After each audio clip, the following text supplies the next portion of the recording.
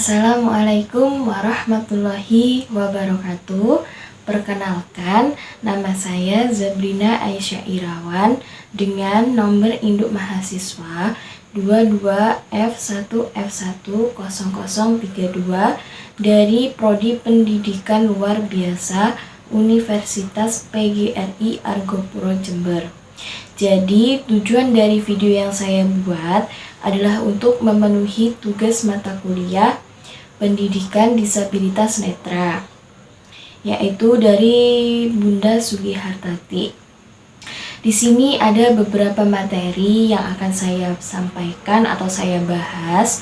Yang pertama itu ada ruang lingkup tunanetra beserta faktor penyebab terjadinya anak tunanetra pada fase prenatal, natal, dan postnatal.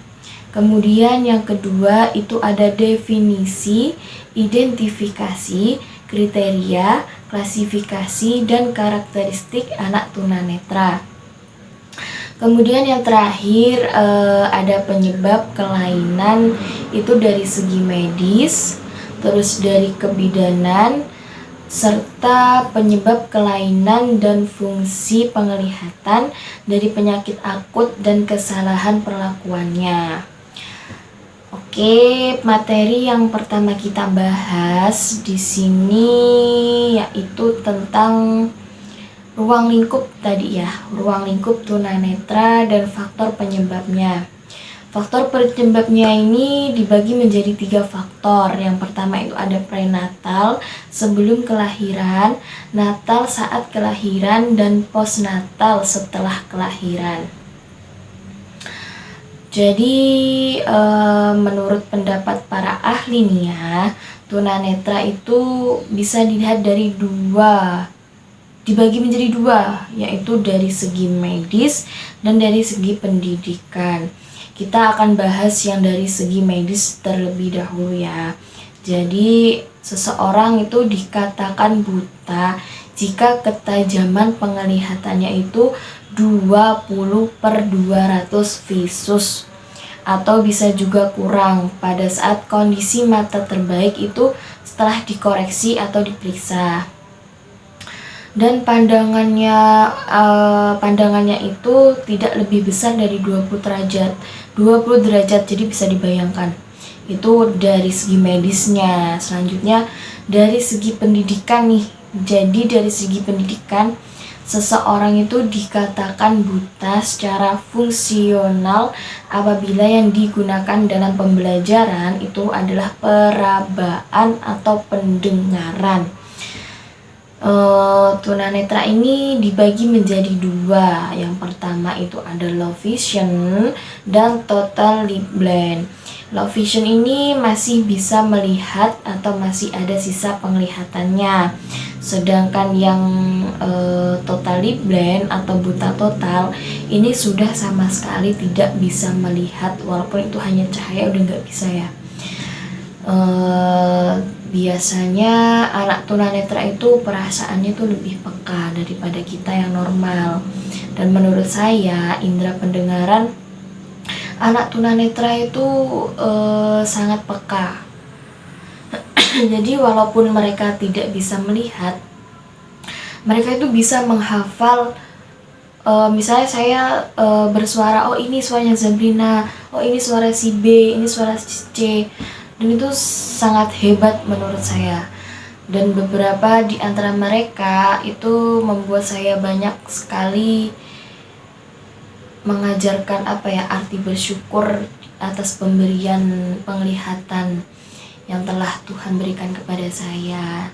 Saya nggak bisa bayangin gimana nanti saya seperti berjalan di kegelapan gitu ya, mungkin nggak bisa melihat. Jadi teman-teman tunanetra semuanya, kalian tetap semangat, kalian hebat. Jadi walaupun kalian gak bisa melihat dunia dengan mata kalian, kalian bisa melihat dunia dengan hati kalian dan dengan cara kalian sendiri-sendiri. Tentunya dengan cara yang berbeda. Oke, selanjutnya saya akan membahas tentang materi konsep dasar yang yang dialami oleh gangguan penglihatan itu baik buta total maupun low vision. Selanjutnya adalah konsep dasar anak tunanetra. Yang pertama itu ada visual impairment. Jadi visual impairment ini menunjuk pada kelainan yang berkaitan dengan kerusakan pada fungsi penglihatan. Kemudian yang kedua itu ada organ penglihatan. Jadi organ penglihatan ini banyak sekali digunakan pada dunia medis. Yang ketiga itu ada visual disability.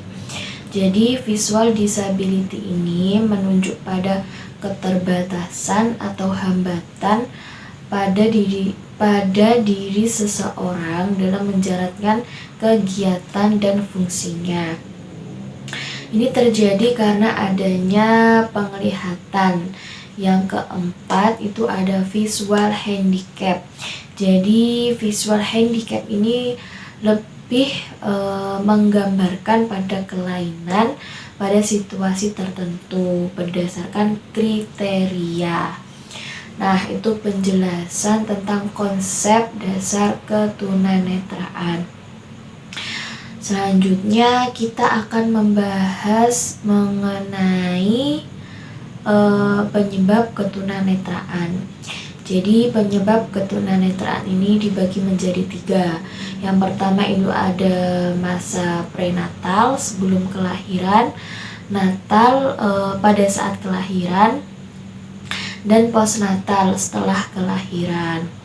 Yang kita bahas pertama itu adalah prenatal terlebih dahulu.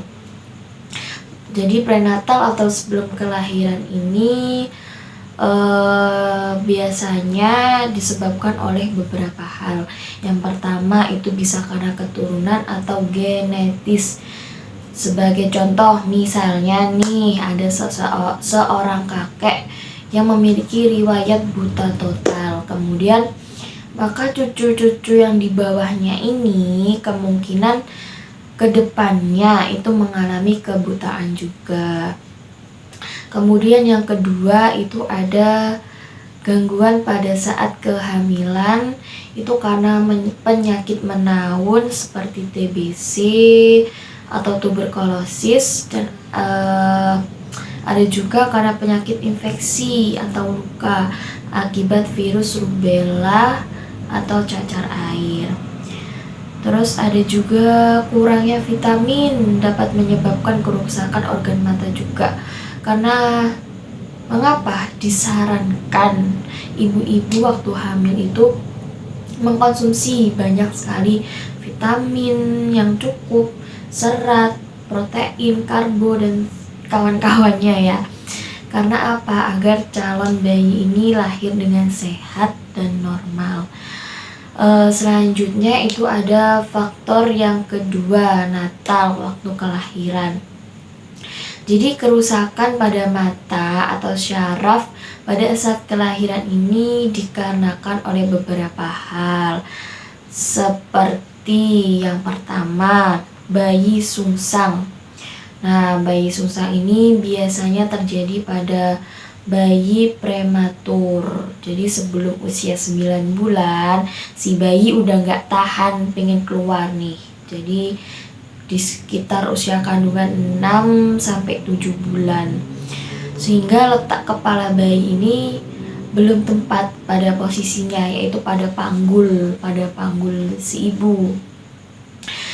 Dan pada kelahirannya biasanya bayi normal kan kepala duluan nih, tapi bayi prematur yang keluar itu biasanya kakinya terlebih dahulu. Jadi sehingga terjadi penarikan di sana yang bisa mengakibatkan rusaknya syaraf mata. Kemudian selain bayi prematur ada juga bayi postnatur. Bayi postnatur itu terjadi gini, kalau prematur kan bayinya ini terlalu cepat kelahirannya. Kalau postnatur ini bayi terlalu lama di dalam kandungan, sehingga misalnya nih ya ketubannya sudah pecah, kemudian bayi masih di dalam kandungan, kemudian si bayi memakan cairan dari si ibu. Ini banyak kan cairan itu yang mengandung bahan-bahan yang berbahaya bagi si bayi. Kemudian ada juga kekurangan oksigen. Jadi kekurangan oksigen ini bayi terlalu lama dalam proses kelahirannya. Pada zaman dahulu kan peralatan terus tenaga medis itu kurang canggih ya. Tetapi pada saat ini alhamdulillahnya sudah banyak dokter yang ahli, yang handal dalam menangani kasus-kasus seperti ini. Jadi jika terjadi hal-hal yang saya sebutkan tadi, seperti bayi yang terlalu lama dalam proses kelahirannya, dokter akan langsung melakukan tindakan operasi yang dinamakan operasi sesar. Kemudian pembahasan kita selanjutnya itu ada fase postnatal setelah kelahiran. Jadi fase postnatal ini mengalami penyakit mata yang menyebabkan ketunanetraan. Yang pertama itu ada traumatik. Jadi ya, biasanya ini menyerang pada lingkungan yang padat. Jadi misalnya nih, ada suatu kota atau pedesaan yang lingkungannya itu kotor. Kemudian banyak sekali sarang-sarang penyakit di sana ya. Terus berdempetan,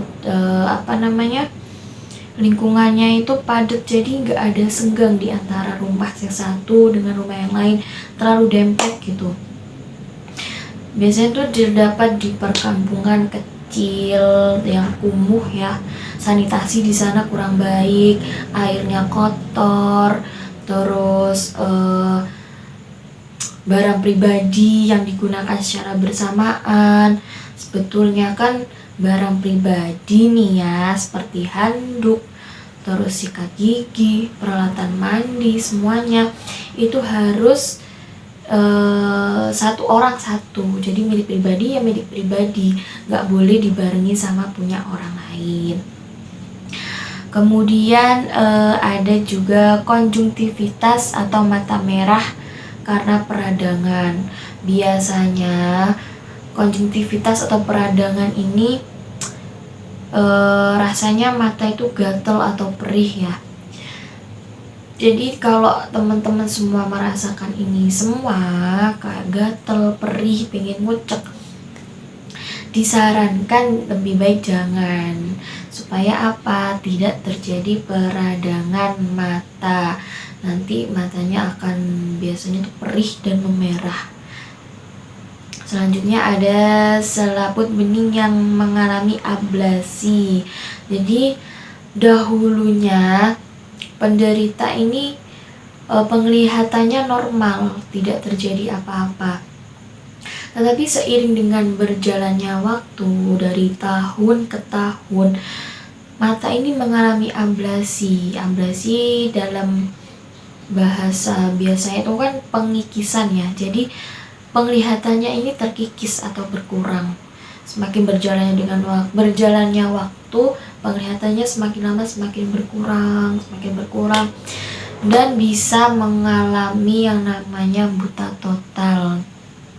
Dan di puncaknya itu nanti akan mengalami buta total. Selanjutnya ada trichiasis.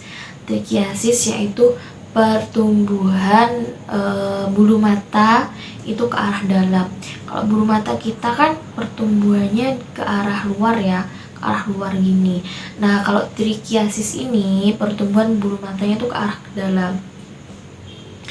Jadi nanti akan menimbulkan iritasi dan dapat merusak kornea. Ini dapat diatasi dengan elektrolisis.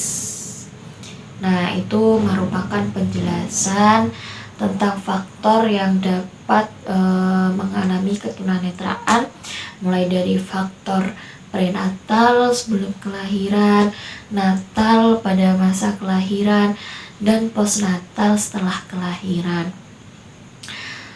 Kemudian kita akan membahas materi selanjutnya, yaitu tentang definisi, karakteristik, identifikasi, klasifikasi. Dan berikut ini adalah penjelasannya. Oke, pembahasan kita yang selanjutnya adalah tentang materi apa yang pertama? Definisi, lalu identifikasi, terus kriteria dan karakteristik. Jadi ada 4 pembahasan di materi kita yang selanjutnya di saat ini. Jadi sahabat-sahabat tunanetra ini memiliki intuisi atau rasa kepekaan yang tidak dimiliki oleh orang pada umumnya, orang normal pada umumnya seperti kita. Jadi perasaan atau rasa mereka itu lebih kuat dibandingkan dengan kita. Karena apa? Mungkin dibalik kekurangannya, dibalik keterbatasan yang dalam melihat, di sana Tuhan menitipkan kelebihan dalam soal perasaan. Jadi sebaiknya kita lebih berhati-hati dalam berkata, lebih menghormati, saling menjaga, saling menghargai satu sama lain, termasuk pada teman-teman disabilitas, baik itu secara tunanetra, tunadaksa, terus tunarungu, dan semua jenis disabilitas lainnya. Jadi kita di sini kan akan membahas definisi, identifikasi, klasifikasi, karakteristik, dan kriteria. Pengelompokan ini seperti definisi dikelompokkan sendiri, klasifikasi dikelompokkan sendiri, kriteria dikelompokkan sendiri, karakteristik dikelompokkan sendiri. Tujuan ini ada untuk memudahkan kita untuk mempelajarinya. Jadi pengertian dari definisi itu sendiri adalah batasan-batasan atau objek, konsep, dan keadaan berdasarkan waktu dan tempat suatu kejadian. Jadi semua hal harus diberi batasan agar tidak meluber kemana-mana. Jadi misalnya definisi tunanetra, udah di tunanetra itu aja, nggak melebar ke definisi tunarungu, definisi tunadaksa. Jadi semua pada tempatnya, tidak meluber kemana-mana. Selanjutnya itu ada identifikasi. Identifikasi adalah untuk menentukan identitas seseorang.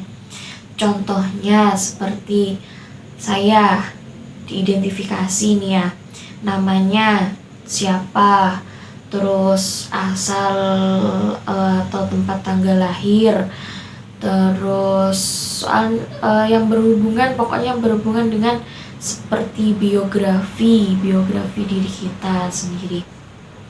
Kemudian ada kriteria. Kriteria adalah ukuran yang menjadi dasar penilaian atau penetapan sesuatu. Kemudian itu ada klasifikasi, yaitu sebuah proses dan pengelompokan yang berdasarkan ciri-ciri bersamaan atau perbedaan. Jadi klasifikasi itu bisa dikelompokkan berdasarkan ciri-ciri kesamaannya dan ciri-ciri perbedaannya. Jadi dapat dibagi menjadi 2, ciri-ciri berdasarkan persamaan dan berdasarkan perbedaannya. Kemudian ada karakteristik. Karakteristik ini adalah gaya hidup seseorang yang berkembang secara teratur, hingga tingkah laku menjadi konsisten dan mudah diperhatikan. Nah, itu merupakan pengertian dari definisi, identifikasi, kriteria, klasifikasi, dan karakteristik secara umum atau secara global. Kemudian saya akan menjelaskan atau memberikan materi berdasarkan ketunanetraan. Jadi definisi tunanetra bagaimana, klasifikasi tunanetra itu apa saja, karakteristik tunanetra bagaimana, identifikasi bagaimana. Nah, materi pertama yang saya akan bahas di sini itu adalah pengertian tunanetra atau definisi tunanetra. Jadi tunanetra itu berasal dari bahasa Jawa. Tuno itu artinya rugi. Jadi tuno pada bahasa Jawa itu artinya rugi, dan netra yang artinya itu mata. Jadi nih bila disatukan tunanetra berarti kan rugi mata. Rugi mata yang dimaksud di sini adalah rugi penglihatan, atau mereka tidak sama dengan kita yang normal bisa melihat. Jadi mereka itu mengalami hambatan di bagian penglihatan. Tunanetra ini disebabkan oleh kerusakan atau terganggunya organ mata. Jadi jika ada masalah pada mata atau organ mata, syaraf mata, itu dapat mengakibatkan ketunanetraan. Selanjutnya menurut KBBI, Kamus Besar Bahasa Indonesia. Jadi menurut KBBI ini tunanetra artinya rusak atau tidak memiliki mata atau tidak bisa melihat atau kurang kelihatan. Nah, jadi sudah dua ya. Menurut bahasa Jawa, tuno artinya rugi dan netra artinya mata. Dan menurut Kamus Besar Bahasa Indonesia. Ada juga menurut pendapat para ahli. Jadi menurut para ahli, tunanetra itu anak yang tidak bisa menggunakan indera penglihatannya atau fungsi penglihatannya secara optimal. Dan dalam proses belajar, anak tunanetra ini membutuhkan pelayanan khusus atau pendidikan yang secara khusus gitu ya. Beda dengan kita yang normal pada umumnya. Contohnya itu seperti adanya media pembelajaran huruf braille, itu kan merupakan layanan pendidikan juga secara khusus ya gitu. Jadi ada juga pengertian dari identifikasi ketunanetraan. Jadi identifikasi ketunanetraan ini kan menentukan identitas seseorang. Jadi mengidentifikasi tunanetra itu dilihat secara anatomis dan fisiologisnya. Jadi menyangkut struktur anatomi dan fungsi organ mata, sehingga tunanetra itu pengertiannya adalah rusaknya organ mata sehingga tunanetra itu anatominya yang menyebabkan terganggunya fungsi penglihatan. Jadi anatomi atau struktur mata ini sudah rusak dan mengalami hambatan penglihatan. Lalu selanjutnya secara fisiologis anatomis, tunanetra ini dibagi menjadi dua. Ada secara medis dan secara estetis. Secara medis ini dilakukan dengan penyakit dan kelainan anatomi atau fungsi penglihatan. Yang kalau estetis atau optometris estetis itu ketunanetraan yang diartikan sebagai keadaan di mana mata mengalami kerusakan pada saat dikoreksi dengan modifikasi alat bantu visual. Selanjutnya itu ada klasifikasi tunanetra.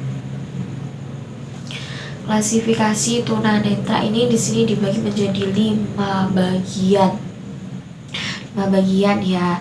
Yang pertama itu ada penglihatan agak normal, ketajaman penglihatan kurang, terus memiliki fungsi penglihatan buruk, terus penglihatan pusat rendah, dan kelompok buta total atau totally blind. Yang pertama dulu, penglihatan agak normal. Jadi penglihatan agak normal ini membutuhkan koreksi lensa atau alat bantu lensa agar kita dapat membaca letak atau letak seperti saya ini misalkan ya. Saya ini termasuk ke dalam penglihatan agak normal. Jadi kalau saya nggak menggunakan kacamata, pandangan saya akan kabur atau buram. Misal ada dosen yang sedang menjelaskan sesuatu di papan tulis, saya nggak jelas, penglihatan saya nggak jelas, seperti buram gitu. Jadi dibantulah dengan alat penglihatan seperti kacamata, bisa juga dengan kotak lensa atau soft lens, itu bisa juga. Kemudian ada ketajaman penglihatan kurang atau sedang. Ini membutuhkan pencahayaan dan alat bantu penglihatan yang khusus. Jadi khusus dibuat. Kemudian yang nomor 3 itu ada penglihatan pusat rendah. Penglihatan pusat rendah ini rentang penglihatan sedang dan memiliki ketidakmampuan untuk memperoleh pengalaman akibat kerusakan organ mata atau penglihatan. Kemudian yang keempat, memiliki fungsi penglihatan buruk, kemampuan rentang penglihatan rendah dan perlu alat untuk membaca. Terus yang kelima tadi itu ada kelompok buta total atau totally blind.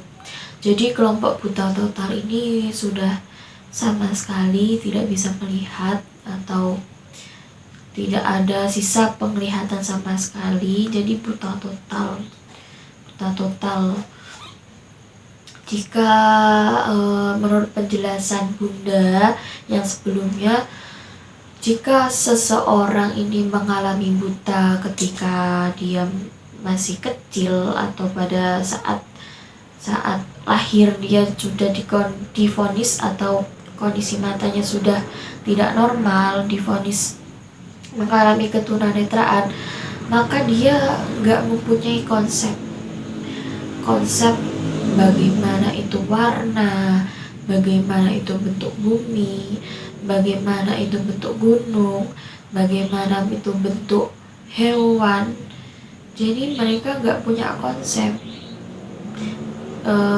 lain dengan anak yang mengalami ketunanetraan pada saat dia sudah besar.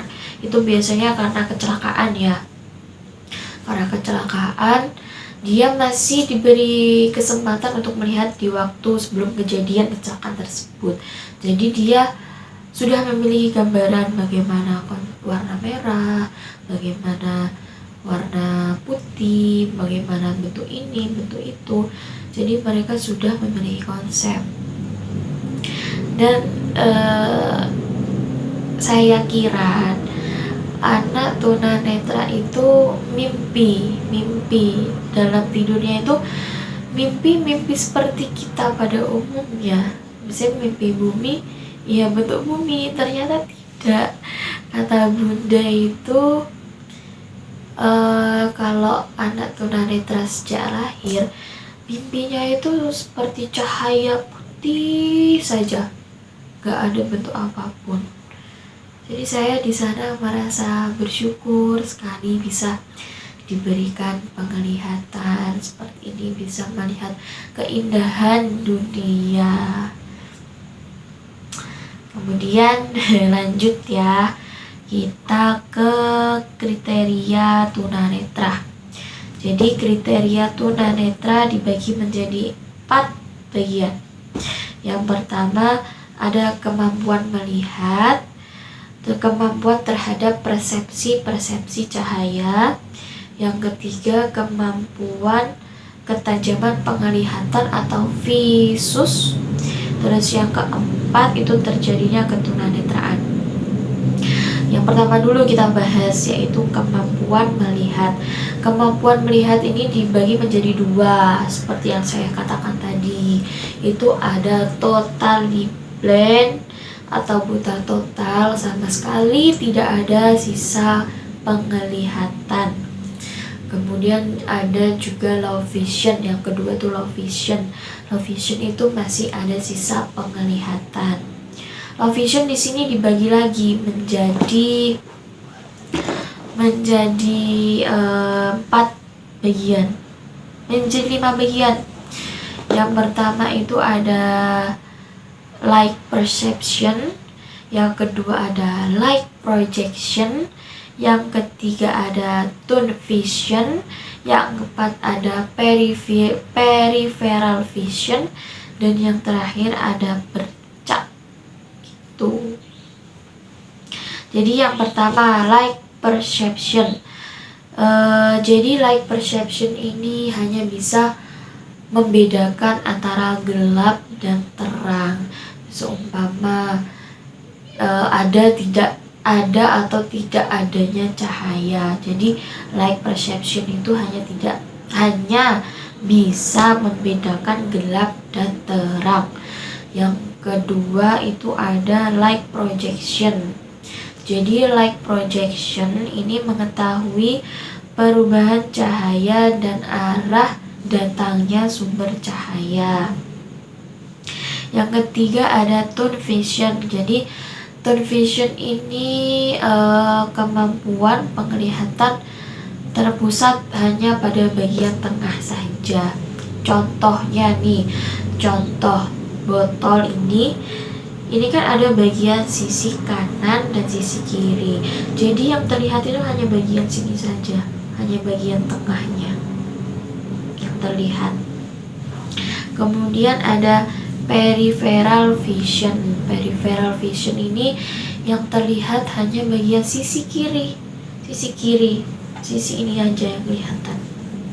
Jadi bagian tengah, bagian samping itu udah sama sekali nggak kelihatan, hanya sisi kiri saja yang terlihat di sini. Nah, itu pembagian low vision. Kemudian ada kriteria tunanetra. Di sini dibagi menjadi 4 bagian juga. Yang pertama itu dilihat dari kemampuan melihat. Yang kedua dilihat dari kemampuan terhadap persepsi cahaya. Yang ketiga dilihat dari kemampuan ketajaman penglihatan. Yang keempat ada dilihat dari saat terjadinya tunanetra. Jadi yang terakhir tadi ini kemampuan pada saat terjadinya tunanetra.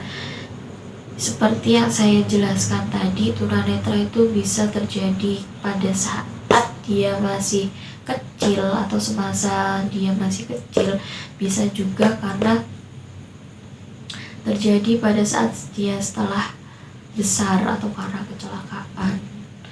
Itu merupakan pengertian ketunanetraan dari definisi, karakteristik, identifikasi, kriteria. Itu penjelasan dari saya. Baik, terima kasih. Sekian materi yang dapat saya sampaikan. Kurang lebihnya mohon maaf apabila ada perkataan atau kalimat saya yang kurang tepat. Sekian dari saya. Wassalamualaikum warahmatullahi wabarakatuh.